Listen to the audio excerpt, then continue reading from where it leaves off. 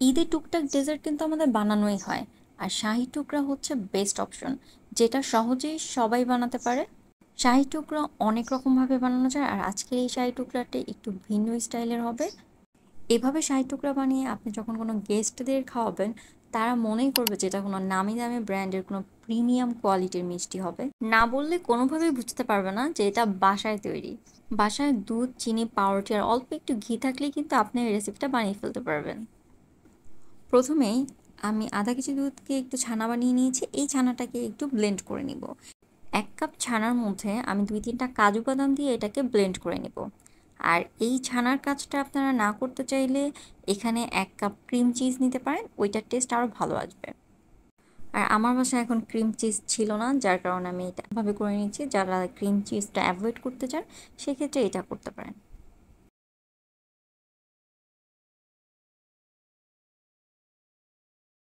Blend করার পর এটা আমরা একটা বাটিতে উঠিয়ে এটা চামচের সাহায্যে আর একটু মসৃণ করে নিচ্ছি, যাতে কোনো ধরনের লাম্পস থাকলে যাতে এটা বোঝা যায়।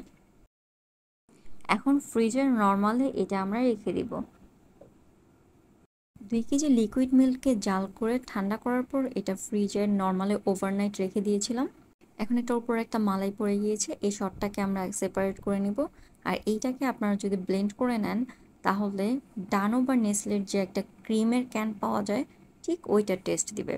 আর এইটা আপনারা যে কোনো ডেজার্টে ইউজ করতে পারবেন। আজকের এই রেসিপির জন্য এটা একদমই অপশনাল, কিন্তু আপনারা যদি ওই ডানো বা নেসলের যে ক্যানটা ওইটা দিয়ে কিছু করতে চান, সেক্ষেত্রে এইটা ইউজ করতে পারবেন।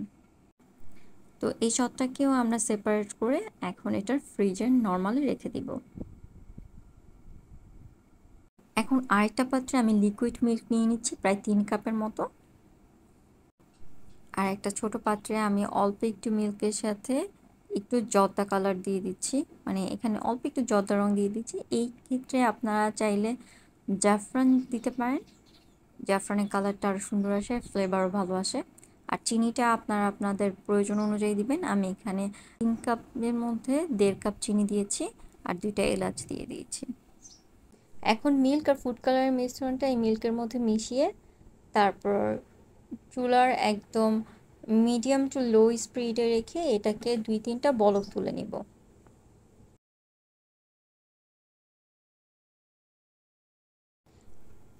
এখন মিল্কটাকে আমরা নামিয়ে ফেলবো।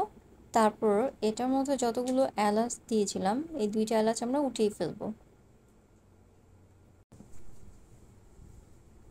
তারপর এটাকে হালকা একটু ঠান্ডা করে নিব। অন্য একটা প্যানে ২ টেবিল চামচ ঘি দিয়ে দিব। তারপর ১০০ গ্রাম আমি এখানে ডিপ্লোমা পাউডার মিল্ক নিয়েছি। আপনারা চাইলে এখানে যে কোনো ধরনের ফুল ক্রিম পাউডার মিল্কটা নেবেন, ১ কাপ। তারপর অল্প একটু পানি দিয়ে এটাকে মিশিয়ে নেব। এই কাজটা আমরা একটু মিশানোর পর তারপর এটা চুলার মধ্যে একদম লো স্পিডে রেখে মিশিয়ে তারপর নামিয়ে ফেলবো। এখন এটাকে আমি চুলার মধ্যে দিয়ে তারপর মিশিয়ে নিয়ে দেখাচ্ছি। চুলা থেকে নামানোর পর এটা এমনটা হয়েছে। আর এটা একদম লো স্পিডে রেখে কাজটা করতে হবে, না হলে পাউডার মিল্কটা পুড়ে যেতে পারে। আমরা কিছু পাউরুটি নিয়ে নিয়েছি, আর এখানে সাদা পাউরুটি আপনারা দিবেন।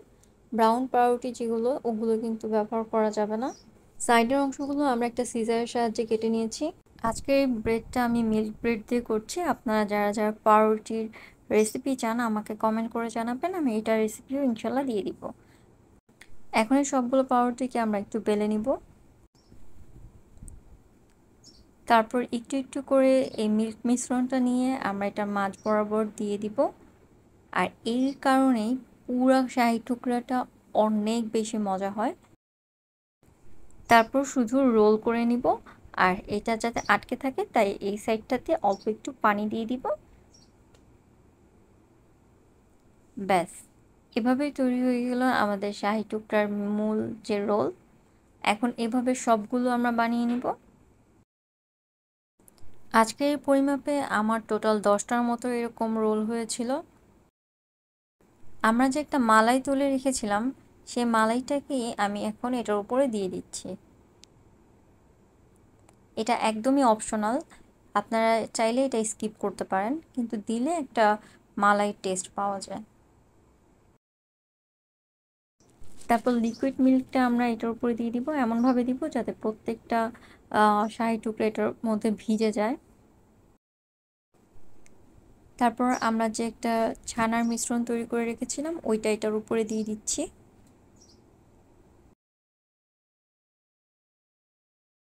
এখন এই শাহি টুকরাটা যাতে দেখতে আর একটু সুন্দর হয় আর খেতেও আর একটু টেস্ট বাড়ে, তার জন্য এখানে আমরা কিছু পেস্তা নিয়ে নিয়েছি। পেস্তাগুলোকে কুচি করে নিচ্ছি। এখানে যে কোনো ধরনের কাজু অথবা পেস্তা বাদাম দিতে পারেন। চাইলে এখানে স্যাফরন দেওয়া যায়, স্যাফরন দিলে তো কোনো কথাই নেই, এটার ফ্লেভার কালার সবটাই সুন্দর আসে। এখন এই ক্রিমটার উপরে আমরা বাদামগুলো দিয়ে এটাকে ফ্রিজে রেখে দিব 2 থেকে 3 ঘন্টার জন্য। যেহেতু এটা আমরা ইফতারে ট্রাই করব, তাই ইফতার হতে এখনও অনেক সময় বাকি। আজকের রেসিপিটা যদি ভালো লেগে থাকে তাহলে লাইক, কমেন্ট আর একটা শেয়ার করে দেবেন। সামনে যেহেতু ঈদে এটা বাসায় তৈরি করবেন, আপনারা খাবেন এবং কেমন লাগলো আমাদেরকে জানাবেন। আর এটা কিন্তু অনেক বেশি অসাধারণ, অনেক বেশি মজার একটা খাবার।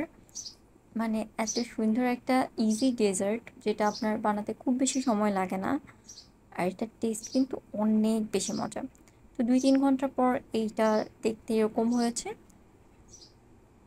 আজকের মতো এতটুকুই। আশা করি ভালো থাকবেন। আল্লাহ হাফেজ, আসসালামু আলাইকুম।